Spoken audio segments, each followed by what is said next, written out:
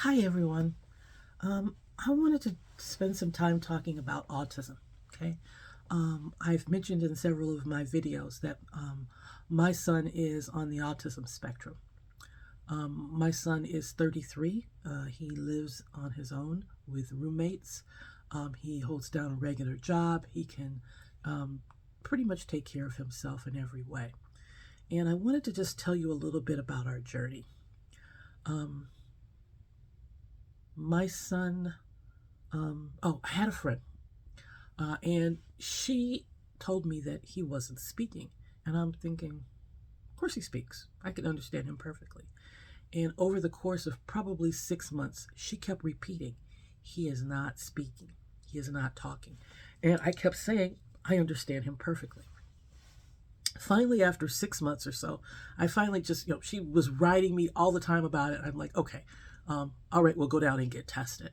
And so we went to Henry Ford Hospital, a big hospital here in Detroit, and had him tested. It took like 2 days, maybe 4 hours each day.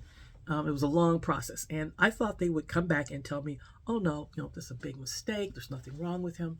And I was never so shocked in my life when they said, yes, we can help him, because I didn't think there was anything wrong with him. And what they recommended is that he have speech therapy. So we went to the Children's Center in Detroit, and I believe it was 2 or 3 times a week for a few hours, and began speech therapy for him. At 3, he wasn't in school yet. So, and not only did they teach him how to speak, they taught me how to teach him how to speak. That I could not accept a grunt and a point as speaking.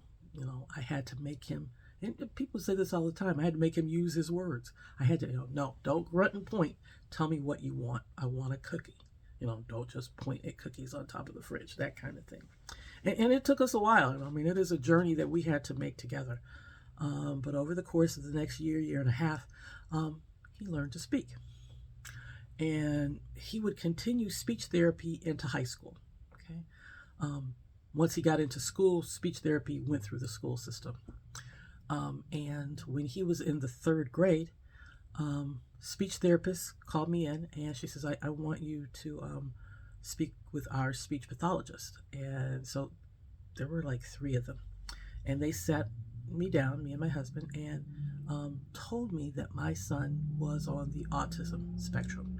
They went through all the testing that they had done, and it showed where he was a very clear speaker, that he could articulate words really well, but he would do things like create words, and that's kind of what people on the autism spectrum do. And from that point on, it was about getting him as close as possible as being able to live a normal life as possible. When my son was diagnosed, there were only 3 books available about autism. I bought all 3 of them. I used all 3 of them.